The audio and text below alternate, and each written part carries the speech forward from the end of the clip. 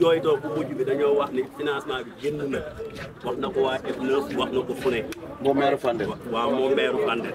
pour wax la ne la nag yoon bii dañ ko war a tali waxuñu defaraat de mais tali lañ ko bëgg tali.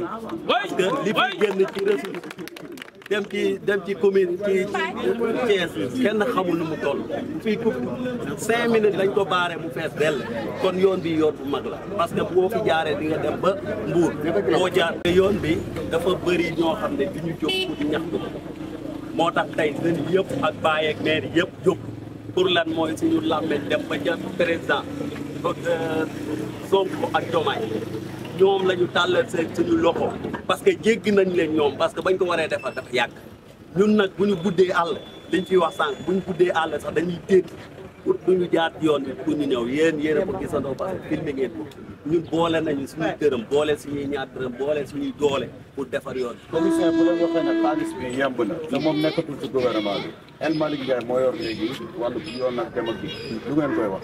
El Malick Ndiaye dañoo bëgg nga lijjanti ñun suñu yoon bii bu fekkee financement bi dafa génn pour tali ko nga lijjanti ñu ko pour ñu tali ko bu fekkee génnul nag ñoo ngi tàllal suñu loxo ñu bëgg nga talil ñu ko loolu lañ koy wax moom El Malick. bu dee Kéré Jandeer la wala Kër Baara ba Concorde 3 kilomètres bu dee Sange la 7 kilomètres diggante 7 kilomètres war nañ ko mën a tali parce que li muy suqali ci Thiès wala ci Sénégal dafa bari.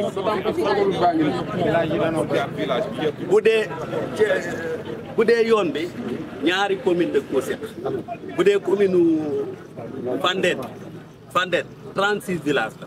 bu dee commune Noto 66 villages.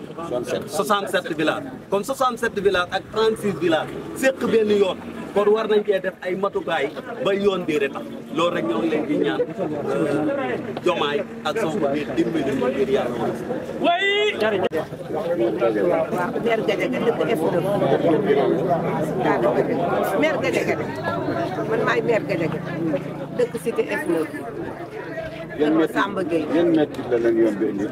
métti bi ñu indil moom bari na ndax bu ñu jógee biir Thiès bu ñu xësee ñëw ba arrêt 10 léegi coono ba ñëw gis nga ko gisu leen fi benn jigéen ndax jigéen ñi amuñu fii marché grand caisse la ñuy nduggee ji wala marché bu mag te bu xësee taw dootoo mun a taxi yi duñu nangoo dugg lépp duñu nangoo dugg ñoom dañuy dox gis nga ko dañuy dox dem dox ñëw xam nga ne fii ba grand caisse mbaa taxi boo jël ba arrêt 10 ba foofa lay yem dootul nangoo dugg ndax yoon yu baaxul ñu ngi ñaan nag ci kattanu yàlla Diomaye suñu doom ñu ngi lay ñaan Sonko suñu doom ñu ngi lay ñaan nga defaral ñu yoon wi ndax yoon wi dafa sori boo fi jaaree di nga dem ba Mbuur waaw di nga romb Kër Baara di nga romb fii Kër Baara Kayre Mbombay Sange Jobaas Kisan foofu yëpp kenn mënu koo lim dëkk yi bari nañu ñu ngi ñaan nag ci kattanu yàlla Diomaye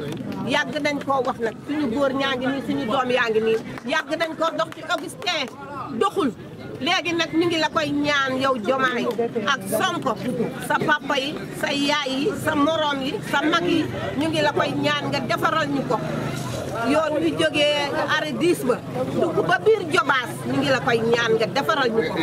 ginnaaw yoon bi ndax fii yan mooy yeneen jafe-jafe ginnaaw yoon bi. yoon bi jafe-jafe bi amuñu marché te marché bi defar nañ ko ba pare ci buntu kër Cissé mii fa lañ ko defaroon fa lañ ko defar léegi xale yi dañ fay football dégg nga wàcce nañ fa kaamir ba bëgg a defar waaye mujj gi ñu daal di ni dañuy xaar mairie nag boobu ba léegi ñu ngi koy déglu ñëwul poste de santé baa ngi fa boobu ba léegi ñëwul loolu yëpp am nañ ko ay jafe-jafe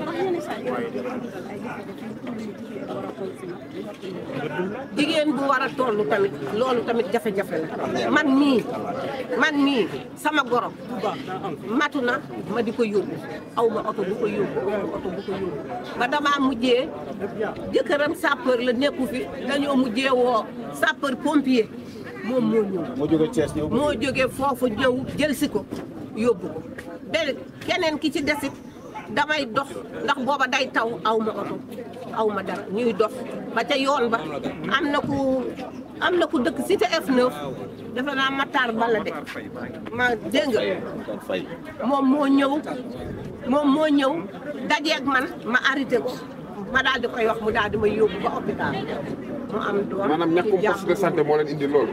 loolu yëpp moo ñu ko indil ndax xam nga ni bu poste de santé jege woon kon xam nga ni kon fa la ñuy yem waaye nag fii ba hôpital régional xam nga ni foofu te amoo loo dugg lëndëm na ñax mi bari na ah loolu xam nga ni neexul ñun daal ñu ngi koy ñaan gërëm nañ leen yéen it sant nañ leen yeggaleel ñu ko Diomaye ak Sonko waaw jërë ngeen jëf. Jobaas Fandène ba Thiès ay kilifa yu mag ñu ngi si gouvernement bi xanaa yëguñu seen taw. waaw xam naa du ñàkk ni nag bu ñu ko yëgu di tey yéen ngeen mën ñoo jàllale suñuy kàddu. wax ñu yéen jotu leen ci def benn jéego ñoom ñu yëg ko. waaw def nañ ci ay jéego. waaw ñoom anañu dañ leen déggul wala lu xew. waaw xëy na dañoo déggagul mais buñ ñu déggee dinañ ci def lu ñu mën maanaam daal ñu ngi woo képp koo xamante ne yaa ngi nekk autorité Jobaas ak Fandène. wax bi dañ koy ñëw seen kilifa yi ñoo leen seetaan wala lu xew. ñoo seetaan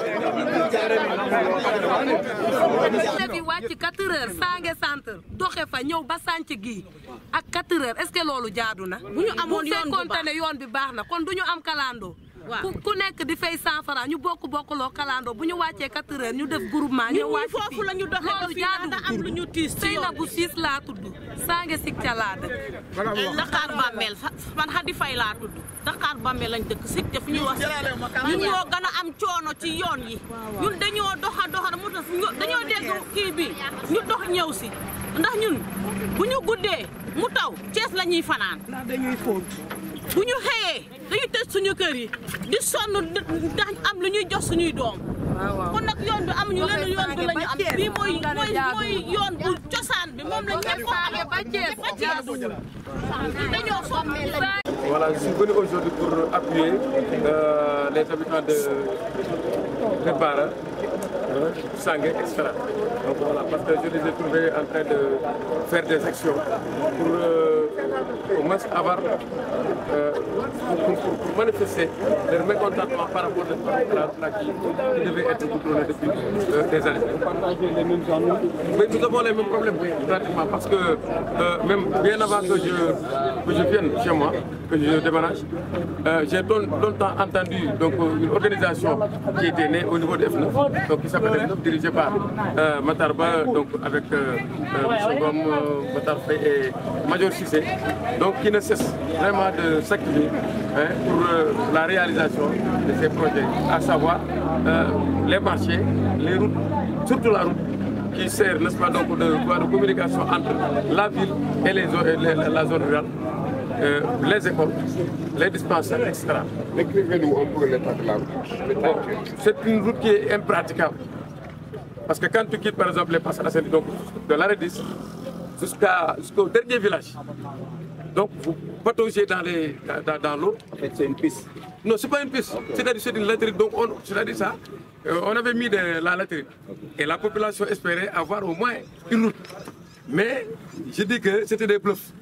C'était des bluffs parce que quand tu vois que, apparemment à partir de 18h, si tu te pointes à l'arrêt 10, tu vois le nombre de populations qui entrent.